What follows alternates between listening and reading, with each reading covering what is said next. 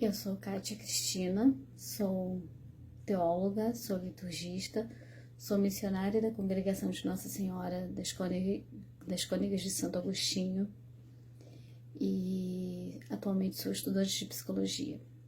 Para mim é sempre um prazer muito grande, eu sempre falo isso em todos os vídeos, é um prazer muito grande contribuir, dar minha pequena parcela de contribuição para essa paróquia que é tão especial para mim. É uma paróquia que sempre me acolhe, sempre me convida e uma paróquia na qual eu me sinto sempre muito bem, exatamente por esse acolhimento que vocês sabem fazer. Então, estar aqui a cada mês é sempre um prazer. No mês passado, por conta de muita correria, de muita coisa, não deu tempo de fazer, então eu quis, nesse mês de setembro, que a gente comemora o mês da Bíblia, eu, de alguma forma, colaborar nesse momento de Léxio Divina ou leitura orante da Bíblia. Então, vocês já sabem como é que é o meu início. Eu sempre peço para que a gente possa pegar a Bíblia, né? Se você vai fazer sozinho ou sozinha, você pega a sua Bíblia e vai para um lugar onde você possa estar a sós, né, para uma maior intimidade com a palavra de Deus, fugindo de barulhos, de movimentos que às vezes são assim intensos na nossa vida, na nossa rua, no nosso bairro, mas é um momento que a gente tenta silenciar, né? Silenciar para que Deus fale, porque no meio de vozes, tantas vozes, de tantos estímulos visuais, auditivos, enfim, a gente às vezes se perde um pouco, né? E é preciso fazer um silêncio interior, é preciso se abrir à ação do Espírito para que Deus nos fale e para que a gente compreenda qual é essa mensagem que Ele quer nos passar. Então, a gente vai trabalhar hoje o capítulo 9 de Lucas, é um texto pequeno, versículo de 1 a 6. Então, eu peço que vocês busquem esse lugar para ficar. Se vão fazer sozinhos, né, que fiquem sozinhos. Se vão fazer em família, que bom, né? Família que reza unida permanece unida, já disse alguém certa vez e muitas vezes. Então, eu gostaria que vocês também fizessem isso nesse momento. E eu insisto na respiração porque ela é um dos métodos para que a gente consiga se centrar, se focar no que está fazendo. Então, por um momento, a gente deixa o mundo lá fora, né? Jesus, às vezes, se afastava para rezar. A gente tem a gente lê isso em diversos momentos dos evangelhos, que Jesus se afastava, né? Que Jesus precisava, às vezes, se retirar. E a gente vai fazer isso, né? Se retirar não para fugir do mundo, mas se retirar para voltar para o mundo mais ativo. Então, eu sempre peço que a gente faça aquela respiração, né? E que a gente tenha, assim, primeiramente, tente, nesse momento que é seu, que é privilegiadamente seu, que você preste atenção naquilo que é a vida, ou seja, é um sinal de vida, que é a respiração, né? E se fala no sopro do Espírito que deu a vida, né, ao homem e à mulher, que deu a vida à humanidade, a toda criatura. Então, que a gente consiga fazer essa respiração consciente. Por algumas vezes, o ideal era a gente fazer pelo menos meia hora, mas a gente tem um tempo determinado. Então, a gente faz 6 vezes essa respiração. Primeiramente, a gente vai soltar o ar, que a gente tem esse resíduo, né, que está dentro de nós. E aí eu sempre oriento para que fechem os olhos, não para fechar os olhos para o mundo, né, mas para ajudar na concentração. Então a gente vai fechar os olhos e a gente vai repetir por 6 vezes essa respiração consciente. Primeiro a gente vai soltando o resíduo que está dentro de nós. Sempre pela boca. E a gente vai inspirar, encher nossos pulmões, prestando atenção no ar que entra no nosso organismo através das nossas narinas e soltando o ar devagar pela boca. Segunda vez.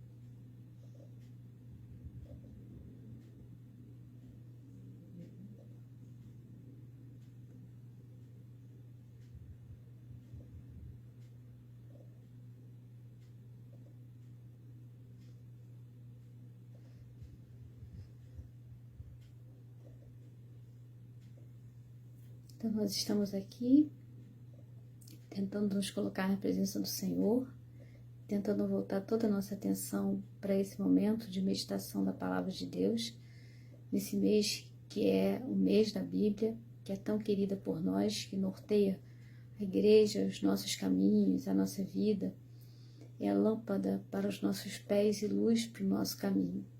Então a gente invoca o Espírito Santo, porque é Ele que vai nos dar o discernimento para que a gente possa entender melhor o que a gente vai meditar. A nós descei divina luz, a nós descei divina luz, em nossas almas acendei o amor de Jesus, o amor de Jesus. A nós descei divina luz, a nós descei divina luz, em nossas almas acendei o amor de Jesus, o amor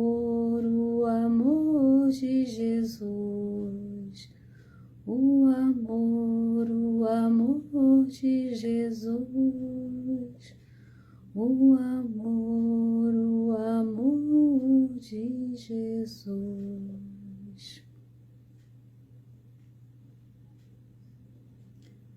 Crendo que o Espírito Santo está entre nós, está conosco, está nos inspirando, a gente vai fazer a leitura propriamente dita do texto. Como eu falei, Lucas, capítulo 9, versículos de 1 a 6, que é o Evangelho de hoje. Jesus convocou os 12 e lhes deu poder e autoridade sobre os demônios e para curar as doenças. E os enviou a pregar o reino de Deus e a curar. E disse-lhes: não levem nada para o caminho, nem bastão, nem sacola, nem pão, nem dinheiro, nem 2 túnicas. Em qualquer casa onde vocês entrarem, fiquem aí, até vocês se retirarem do lugar. E todos aqueles que não os acolherem, vocês, ao sair da cidade, sacudam a poeira dos pés, como protesto contra eles. Os discípulos partiram e percorriam os povoados, anunciando a boa notícia e fazendo curas em todos os lugares.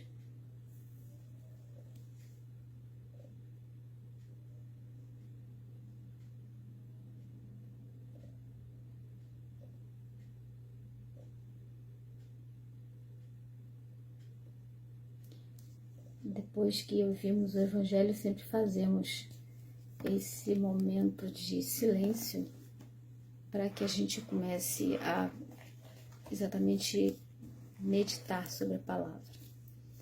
Então, eu sempre gosto de situar o texto, eu sempre gosto de perguntar, né? Como professor de português que eu sou, né? Professor de literatura também. Quem são os personagens que aparecem nesse texto? onde se passa o texto, como é que ele é, o que vem antes e o que vem depois dele. E porque a gente tira, né, retira às vezes um versículo, um texto, e a gente precisa conhecer um pouco mais da realidade desse texto, para que a gente possa entender melhor o que está sendo dito ali, né? Porque a gente não pode simplesmente tirar um pedaço e refletir a partir dali, mas a gente tem que tentar entender o contexto, tentar entender por que esse texto está exatamente ali no Evangelho, ou em qualquer outro trecho da Bíblia. Não é fácil, né? Porque é um texto que é muito antigo, foi escrito, inspirado por Deus, mas muitas pessoas deram sua contribuição para ele. Então a gente vai tentar entender melhor o que Lucas faz, o que ele quer nos dizer através desse evangelho, né, que Deus o inspirou a escrever. O evangelho de Lucas, ele foi provavelmente escrito na década de 80, ou seja, a segunda geração de seguidores e seguidoras de Jesus Cristo. Isso quer dizer que Lucas não conheceu Jesus pessoalmente. E pelo que nos parece,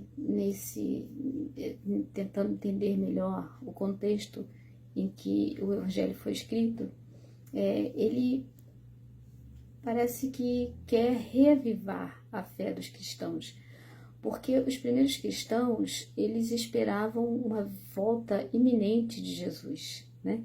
Eles achavam que Jesus ia voltar logo, eles não tinham a noção de que tinha todo um tempo para passar, esse tempo que a gente está esperando, apesar de ele já estar no meio de nós, mas ele disse que voltaria no final dos tempos. Então, esses cristãos, eles não tinham a noção de quanto tempo tinha que esperar, né? Como aquele povo que estava lá no deserto, que saiu caminhando pelo deserto em busca da terra prometida, aquele povo também não tinha noção de quanto tempo ia passar, né? Achava que era rápido, achava que era no tempo deles. E a gente tem, eu já falei aqui, a gente tem um tempo cronológico, que é essa contagem que nós fazemos do tempo, né? Em segundos, em minutos, em horas, em dias, meses, anos, séculos, milênios, mas Deus é o Senhor do tempo, então a gente fala de um tempo cairológico, né? Que não é o mesmo tempo nosso, é o tempo de Deus. E isso é difícil para entender? Sim, é difícil de entender, porque a nossa experiência humana é com esse tempo cronológico, que a gente olha no relógio, que a gente olha no celular, a gente vê que horas são, a gente sabe qual é a estação que se aproxima, a gente sabe se está de noite, né, ou se está de dia. Mas para Deus é diferente. Para Deus, esse tempo é um tempo que nós não alcançamos em entendimento, né? Então, às vezes, a gente pede alguma coisa a Deus e a gente quer para logo. Qual é o logo de Deus, né? Qual é a pressa de Deus, ou qual é a demora de Deus, né? Então, a gente costuma dizer que tudo acontece no tempo de Deus. E isso, às vezes, é muito difícil para a gente, né? Por conta exatamente do que eu falei, da nossa experiência humana com o relógio, né? Com as estações do ano, enfim. A nossa forma de contar o tempo, né? E que ele não é o mesmo, como eu falei, para Deus. Então, o início do Evangelho, capítulo 1, versículos de 1 a 4, iniciando aí, é uma novidade, porque é o único dos evangelhos que começa assim. E o destinatário é Teófilo. Teófilo pode ser uma pessoa, mas também pode ser um grupo de pessoas, já que o nome Teófilo, né, grego, significa amigos de Deus, pessoas que amam a Deus. Então, a gente não sabe se é uma pessoa concreta, um grande amigo de Lucas, ou se é uma comunidade de pessoas. Provavelmente ele esteja escrevendo para uma comunidade de pessoas que ele quis chamar, e o nome foi deixado aqui, de amigos de Deus, ou seja, aqueles que buscam seguir a Deus e a vontade de Deus. Lucas vai confirmar o que foi ensinado sobre Jesus, segundo ele, para que Teófilo, no caso nós, né, a comunidade teófila, vamos dizer assim, tenha certeza de tudo que foi ensinado em relação a Jesus. Então, no início, no prólogo, né, que a gente chama esse início dos evangelhos de prólogo, como a gente chama do prólogo de João, enfim, o prólogo de Lucas, está assinalado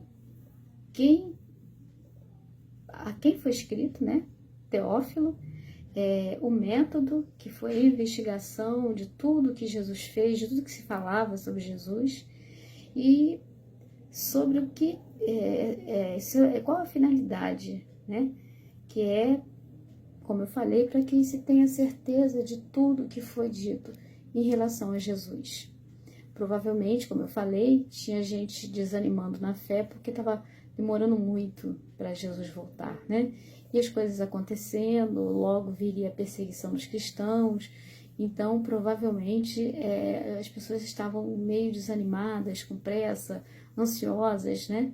E Lucas vem dar essa palavra, vem mostrar que mesmo ele sendo alguém que não foi testemunha ocular de Jesus, mas ele pesquisou, ele investigou o que foi dito por Jesus para deixar um escrito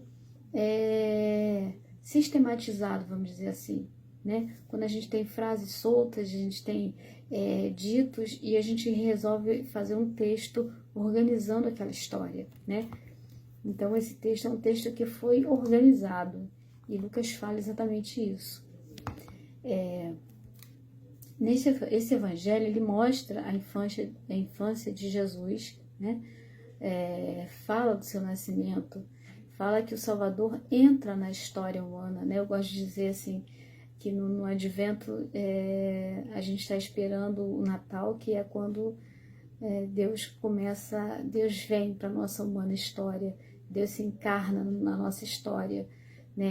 Num tempo e num lugar, num tempo cronológico e num lugar geográfico que a gente consegue identificar através de todos esses textos que a gente tem em relação a ele e outros textos que não fazem parte da Bíblia, mas que relatam também a história de um profeta que era rico em palavras e em gestos, né, rico em milagres.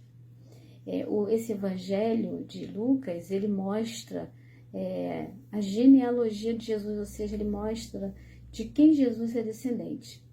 Ele mostra a tentação, né, antes de começar a missão. Jesus vai para o deserto orar, jejuar, e ele é tentado, né, a largar tudo e seguir a vida do jeito que ele quisesse, sem a fidelidade a Deus, né, mas ele vence essa tentação e ele é batizado por João. E Jesus precisava ser batizado? Jesus precisava ser marcado por aquele momento, por aquele rito? Não, né? Porque ele é o nosso próprio batismo, nós somos batizados nele, iluminados por ele. Mas Jesus quis nos dar esse exemplo, né? Esse exemplo que marca esse início. Então ele quis deixar de certa forma, um momento litúrgico para marcar esse início de missão dele. E aí a gente vê lá na sinagoga, no capítulo 4, que fica bem clara a missão de Jesus, né? Que ele abre o livro, ele vai no sábado na sinagoga, se levanta para fazer a leitura, né? Lucas conta isso, e ele pega o livro do profeta Isaías, né? E diz que o Espírito do Senhor está sobre mim, porque ele me ungiu e me enviou. E ele me enviou com uma missão bem concreta, né? Ele não me enviou para ficar pensando, imaginando o que eu posso fazer para ajudar meu próximo, né? O que eu posso fazer para melhorar o mundo, né? Ele mostra claramente qual é a missão dele, para que ele veio, por que ele se encarnou, por que ele veio para esse nosso mundo, né? Por que ele quis viver essa experiência humana? E aí, antes do capítulo 9, né? Depois de ter mostrado claramente que missão era essa que ele ia fazer, ele antes do capítulo 9, depois dessa missão dele fica explícita, acontecem diversas curas, né? A gente lembra que tradicionalmente a gente reconhece Lucas como médico, né? Inclusive no dia que se comemora o dia de São Lucas, a gente comemora o dia do médico e da médica, né? Daquelas pessoas que dão a vida para salvar a vida dos outros que não, daquele que não conhece, daquele que chega, né, necessitando de ajuda, né? A gente, nesse tempo agora, a gente está assim, muito necessitado, né? E a gente tem que rezar muito para que os médicos e médicas, enfermeiros, profissionais da saúde se sintam fortalecidos e fortalecidas pela nossa oração. Jesus, então, chegando no capítulo 9, a gente está no 9, de 1 a 6, Jesus envia os 12 em missão. Jesus chama os 12, que em outros momentos a gente vê quem são eles, né? Então, esse 12, cada vez que aparece um número na Bíblia, eu já falei isso para vocês, ele tem um simbolismo, ele não aparece por acaso, né? Então, todo número na Bíblia tem um simbolismo. A gente vê 12 também lá nas 12 tribos de Israel. A gente vê 12 lá na mulher que vivia com a hemorragia, né? A gente vê 12 em vários momentos. Então aqui, esses 12, eles significam, eles representam, eles têm um simbolismo forte de representar assim, como se fosse cada um indo para uma comunidade, fundar aquela comunidade, fortalecer aquela comunidade, esclarecer aquela comunidade, ensinar aquela comunidade, né? Quando Jesus envia esses 12 em missão, ele dá autoridade para curar os doentes, né? E que esses doentes, eles eram excluídos da sociedade. Então, a gente vê em vários momentos pessoas, a gente lembra do cego que Jesus fez a lama para passar nos olhos dele, a gente lembra de muitos outros doentes que viviam à parte, que viviam sem poder participar plenamente da comunidade, porque tinham doenças, né? E se hoje pra gente, em pleno século XXI, ainda é difícil para algumas pessoas aceitarem a vacina, aceitarem que tem que usar máscara, aceitarem que tem que fazer, tem que evitar, né? Imaginem naquele tempo em que isso não era claro, não era tão claro, né? Tinha que ter uma lei divina para que as pessoas entendessem um pouco melhor. E aí ele envia os 12 com uma missão, né, bem clara, bem distinta, como no capítulo 4. Né? Então, para que eles vão e anunciem a boa nova do Evangelho. Né?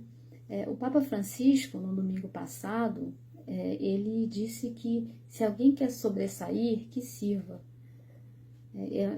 Tem um trecho da homilia dele, que se vocês procurarem de domingo passado, ele falou isso. Se alguém quer sobressair, que sirva. Mas não é um sobressair para aparecer, eu quero aparecer, eu quero me mostrar, eu quero que as pessoas me conheçam porque eu estou aqui servindo. É um servir que a gente vê em outro momento dos evangelhos, que é preciso que eu diminua e ele, Jesus, apareça. Então a gente não está pregando as nossas próprias convicções, a gente está pregando o que Jesus deixou para nós, né? O que Jesus nos ensinou. Então, esse serviço é um serviço que não espera recompensa, né? É um serviço que é feito por amor à palavra de Deus, por obediência a Deus, né? E com a gratuidade de não aceitar, de não se apegar, desculpem, ao ter, mas ao dar. O nosso papel como hoje, aqueles 12 e hoje como discípulos e discípulas de Jesus, é não se apegar ao ter, né? Mas buscar sempre dar, sempre servir, numa atitude, como eu falei, de gratuidade. E aí aparece um dado interessante, assim, que se o apóstolo não for aceito naquela comunidade, naquela região, para aquele povo, que ele, ao sair, Jesus aconselha que ele sacuda o pó das sandálias, né? E aí você fica pensando assim, o que significa sacudir o pó das sandálias, né? Significa desapegar-se daquele povo que não quis ouvir, que não quis aceitar a boa nova e continuar a missão. Jesus sabia que os discípulos, os 12, né, não seriam, nem todos eles seriam aceitos e nem todas as comunidades, as pessoas estariam abertas para ouvir e se converter, mas isso não podia e nem pode hoje significar desânimo, né? Porque algumas sementes caem no meio das pedras e não frutificam. Mas o nosso papel é sempre o de semear, é sempre o de sair semeando, né? Tem aquele canto que diz, põe a semente na terra, não será em vão, não te preocupe a colheita, plantas para o irmão. Então a gente vai jogando as sementes, né?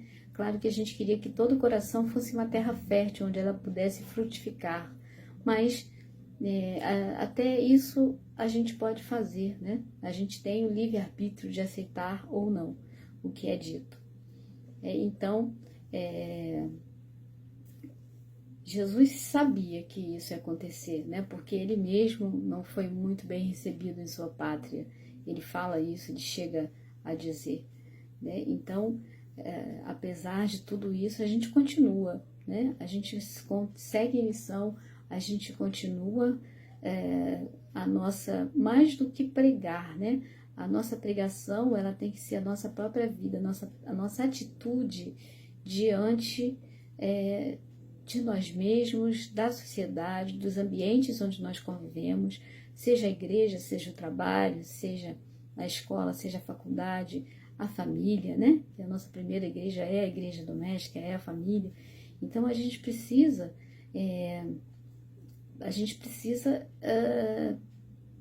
primeiramente mostrar essa nossa pregação com nossos atos, com as nossas atitudes, né? É interessante porque converter-se não é apenas um clique, né? Não é assim e eu me converti. A conversão é um processo lento, com avanços e recuos, porque se converter de verdade significa abrir mão de muita coisa. E nem todo mundo, vocês lembram do jovem rico? Ele já fazia tudo que era preciso fazer. E aí ele foi perguntar para Jesus, né? O que mais ele podia fazer? Porque ele já fazia tudo o que era prescrito. E aí Jesus disse para ele, vá, vende tudo que tens e volte e me siga. E o jovem foi embora triste porque ele era muito rico. Então ele ia se desfazer de muita coisa para seguir a Jesus, né? Ele não imaginava o que significava aquele deixar tudo e seguir a Jesus, né? Dar aos pobres, ou seja, compartilhar, porque a riqueza que está no mundo não é uma riqueza só para poucos, né? A riqueza que está no mundo, ela tem que ser distribuída de maneira justa, para que ninguém tenha necessidades, né?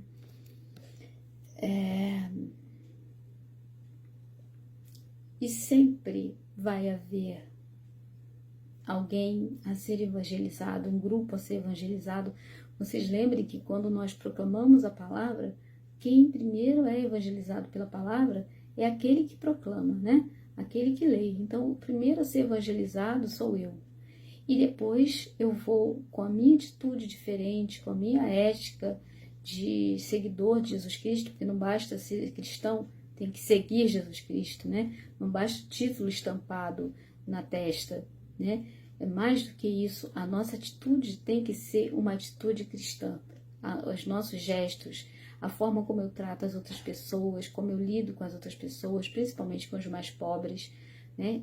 Isso vai mostrar quem eu verdadeiramente sou, se eu sou um cristão, uma cristã autêntica, ou eu só quero ter esse nome porque eu acho bonito né? Então a gente tem que olhar primeiro pra gente, depois a gente olha pro outro, né? Mas assim, eu tô seguindo esse título que eu atribuí a mim, ou que foi atribuído a mim quando eu me batizei, quando eu me iniciei, quando eu terminei a minha iniciação cristã. Eu sou realmente cristão?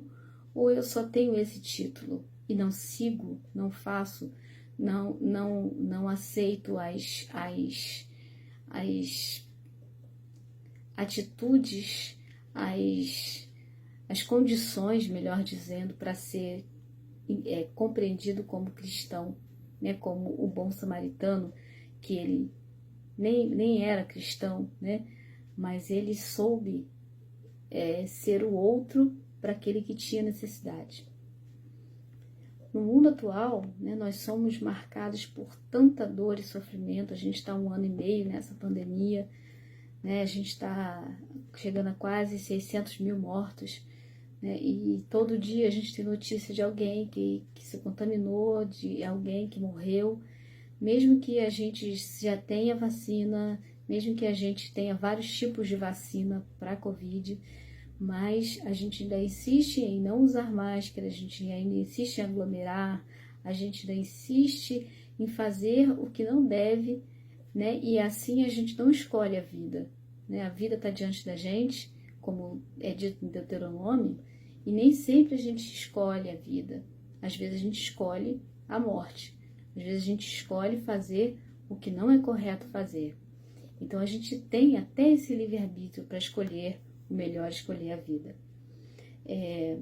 Apesar de todo esse sofrimento, que nós também, que somos cristãos, católicos, e as outras denominações, mas nós estamos falando para nós católicos e católicas, apesar da dor e do sofrimento, nós somos convidados e convidadas a seguir anunciando a esperança, porque nós somos portadores da esperança.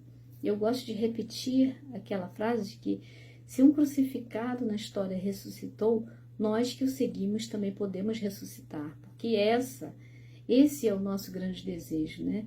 Nós estamos aqui servindo, nós estamos aqui construindo a parte que nos cabe para que o reino de Deus esteja plenamente na terra, né? E o nosso objetivo maior é que a gente ressuscite com Jesus, né? E que a gente possa estar com Ele, né? Como Ele disse àquele que estava pregado na cruz ao lado dele, né? Hoje mesmo estarás comigo no paraíso. Então a gente procura viver de maneira ética, condizente, para que as nossas atitudes sejam atitudes de vida e sejam atitudes de esperança, e que a gente saiba ser sinal de esperança para todos os nossos irmãos e irmãs, principalmente aqueles que passam por maiores dificuldades. O nosso texto são 6 versículos, mas daria para a gente fazer muita reflexão sobre ele, né? Só que a gente tem um tempo limitado para isso, a gente não pode passar o dia falando sobre o assunto, embora tivesse muita coisa a ser dita. Mas agora eu queria que a gente voltasse daqui. A gente foi lá, a gente se afastou para a gente se alimentar dessa fonte que é Jesus, e agora a gente está voltando para o mundo alimentado, para que a gente possa contribuir de maneira efetiva para melhorar esse mundo. E todo dia assim como a gente alimenta o corpo, todo dia a gente tem que alimentar o espírito também. Todo dia a gente tem que se alimentar da palavra de Jesus, para que essa palavra de Jesus nos fortaleça nesse mundo que às vezes parece tão hostil, né? Então eu queria convidar a vocês todos para que nós, por intercessão de Santa Luzia, né, a padroeira de nossa paróquia, por intercessão de Nossa Senhora da Piedade, nossa copadroeira, né, a copadroeira da Diocese que nós celebramos no dia 15 de setembro, pela intercessão de Santo Antônio e pela intercessão de São Lucas, né, médico, né, conhecedor das doenças e das curas, e tendo assim autoridade para seguir curando, para seguir, ele conhece, né? Ele conheceu, ele pesquisou, então ele entendeu que os apóstolos tiveram essa essa autoridade de Jesus, esse poder de curar. Então nós pedimos, nós nos colocamos nesse sentido de interceder por todas as pessoas que são vítimas diárias da Covid, que traz desemprego, que traz morte, que traz dor, que traz sofrimento, né? A gente sabe que existem muitos órfãos da Covid, existe um número muito grande de mulheres que morrem ainda grávidas ou que morrem após o parto. Então cresceu muito no Brasil o número de pessoas, de mulheres, de mães, a mortalidade materna cresceu muito. A gente vai ao supermercado e vê que os preços estão cada vez maiores, então a gente sabe que tem gente passando fome, e às vezes o nosso vizinho ao lado está passando fome e a gente não sabe. Então a gente quer aqui se alimentar para que lá fora, no mundo, a gente possa fazer algo de concreto, mesmo que seja ouvir, mandar uma mensagem, né, deixar um quilo na comunidade para ajudar na cesta básica dos pobres. Enfim, a gente sempre tem alguma coisa para fazer pelo outro, a gente sempre pode fazer alguma coisa pelo outro. Então eu convido vocês a nós fazermos um Pai Nosso e uma Ave Maria para que as pessoas se sintam mais fortalecidas, com mais esperança e saibam cuidar melhor, né? Esse é um tempo de cuidar, saibam cuidar melhor de si e dos outros, seguir os protocolos de saúde, e que os médicos, assim como São Lucas, todos os profissionais da saúde, tenham cada vez mais coragem, tenham cada vez mais discernimento, e que possam salvar vidas, salvar muitas vidas para Cristo. Pai nosso, que estais no céu, santificado seja o vosso nome. Venha a nós o vosso reino, seja feita a vossa vontade, assim na terra como no céu. O pão nosso de cada dia nos dai hoje. Perdoai as nossas ofensas, assim como nós perdoamos a quem nos tem ofendido. Não nos deixeis cair em tentação, mas livrai-nos do mal, pois vosso é o reino, o poder e a glória para sempre. Ave Maria, cheia de graça, o Senhor é convosco. Bendita sois vós entre as mulheres, e bendito é o fruto do vosso ventre, Jesus. Santa Maria, Mãe de Deus, rogai por nós, pecadores, agora e na hora de nossa morte. Amém. Rogai por nós, Santa Mãe de Deus, para que sejamos dignos das promessas de Cristo. Louvado seja nosso Senhor Jesus Cristo, para sempre seja louvado.